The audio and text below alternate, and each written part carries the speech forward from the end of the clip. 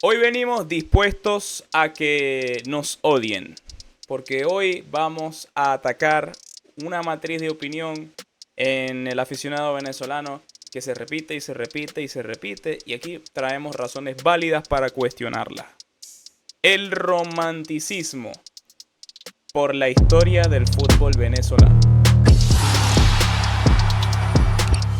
Para que entiendan a qué me refiero con esto y a qué nos vamos a referir, les voy a dar un pequeño contexto muy breve. En el grupo de los Vino Talks estábamos hablando de los mejores jugadores de la historia de Venezuela, cuáles son los mejores 10 y no sé qué. Y por ahí salió un comentario diciendo que Mendocita, que Stalin Rivas, René Torres y todos esos jugadores de aquella época no son tan buenos como el venezolano lo recuerda. No son tan buenos en el sentido de que no son tan cracks, mejor dicho. Y en esa conversación se ponía en tela de juicio si esos jugadores de verdad eran mejores que muchos de los que tenemos ahora en la generación actual y en la más próxima, que sería la de Juan Arango, José Manuel Rey y todos ellos.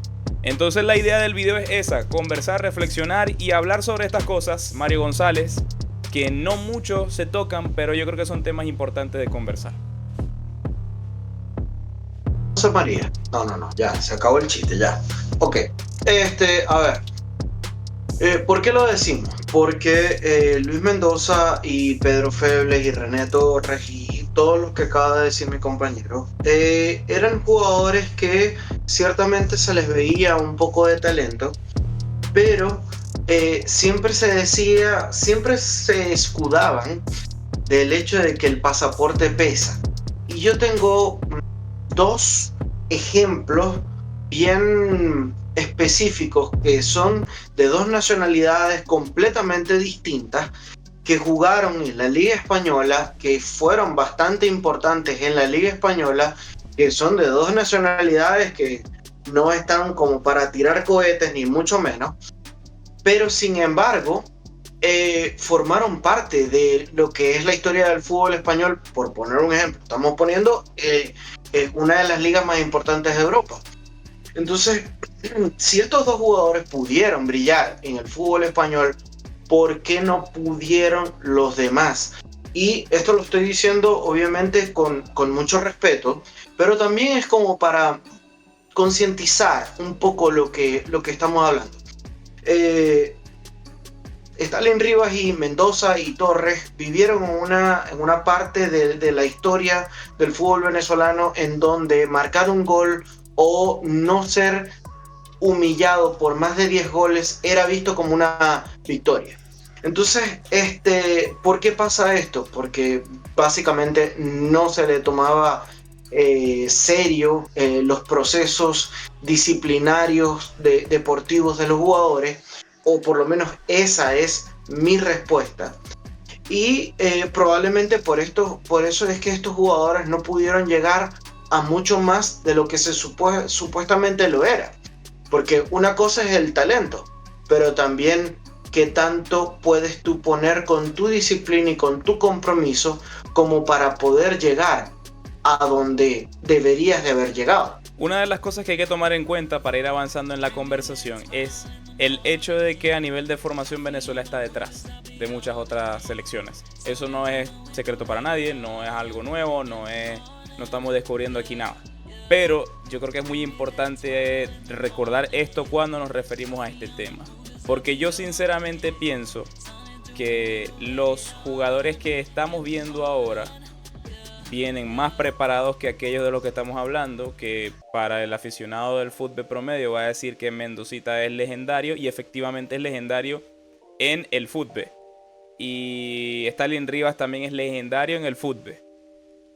Dudamel es legendario en el fútbol. Dudamel, por ejemplo, es ese tipo de jugador que escapa de este tema de conversación que nosotros estamos dando, pero yo lo voy a incluir pues para dar un poco más de contexto. Guacharaca Baena, por ejemplo, también estaría en el grupo de Stalin Rivas, de René Torres, de Mendocita, esos jugadores que para el aficionado del fútbol venezolano eran buenísimos y 100% tienen que estar en el top 10 de jugadores de la historia de Venezuela, pero que para personas como yo, por ejemplo, siento que no les alcanza, porque actualmente hay más jugadores venezolanos compitiendo en la élite del fútbol, en las distintas magnitudes. Por ejemplo, en la élite de Brasil hay varios, en la élite de Colombia hay un par. A eso es lo que me refiero. En cambio, estos jugadores de antes, ciertamente no había tanta globalización, no era tan fácil que salieran, pero hay un ejemplo muy bueno que puso Carlos Guerrero en el grupo de los Vinotorts, y lo voy a mencionar con nombre y apellido, que él dijo, Timothy Weah, George Weah. George Weah es liberiano. ¿Qué tradición de fútbol tiene Liberia? Cero. Y él, siendo liberiano, se metió en la élite del fútbol mundial. Entonces, si él pudo, el pasaporte no es excusa. Y claro, cada uno tiene sus historias, sus casos, son cosas distintas, viven cosas distintas, en fin. Pero a lo que él quiere llegar, y por eso es que yo uso esto de argumento, es porque realmente ese es un jugador excepcional de Liberia. El jugador excepcional de Venezuela fue Juan Arango. Entonces, jamás de los jamases podría yo poner a Juan Arango al mismo nivel que Stalin Rivas, por ejemplo. No podría, porque Stalin Rivas, sí es verdad que salió de Venezuela, fue a Bélgica y volvió. Y después se paseó por los equipos del fútbol venezolano. Una carrera legendaria para efectos del fútbol, pero que más que la carrera de Juan Arango no va a ser jamás. Entonces, es la razón por la que estamos hablando de esto. Creo que hay un romanticismo muy fuerte y con sentido, entendible, por estos jugadores que marcaron época en el fútbol venezolano.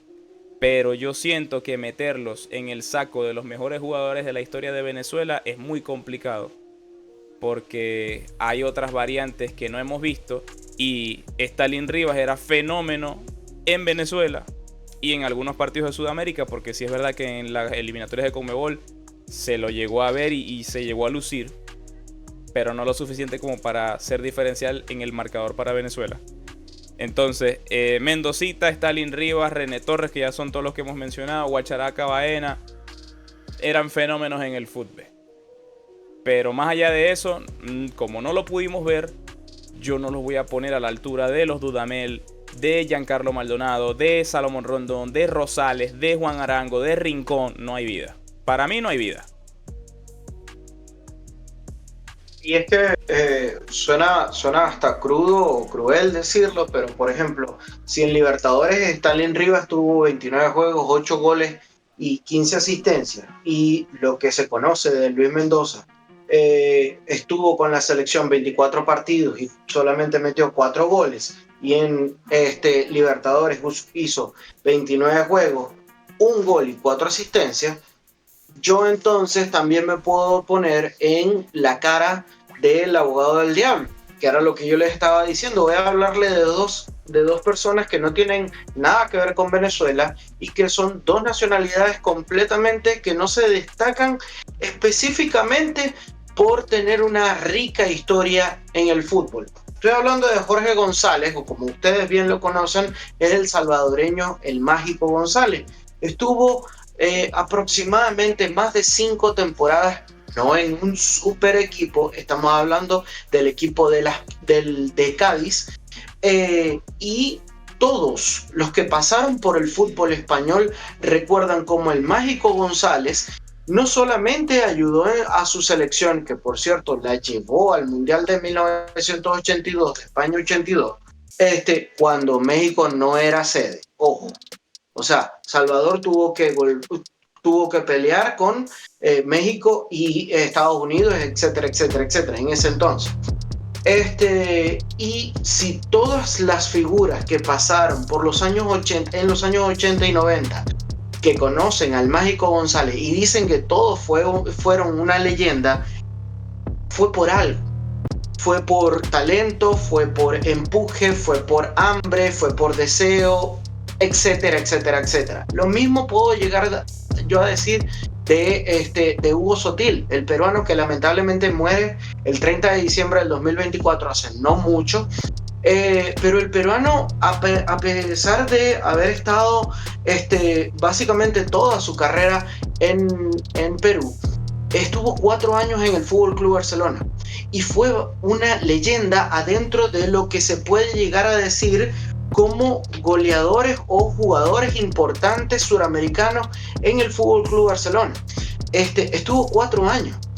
Y, ojo, yo no estoy sacando, obviamente, los argentinos, los brasileños y los uruguayos probablemente, que pudieron haber estado en el Fútbol Club Barcelona mucho después de lo que fue Sotil.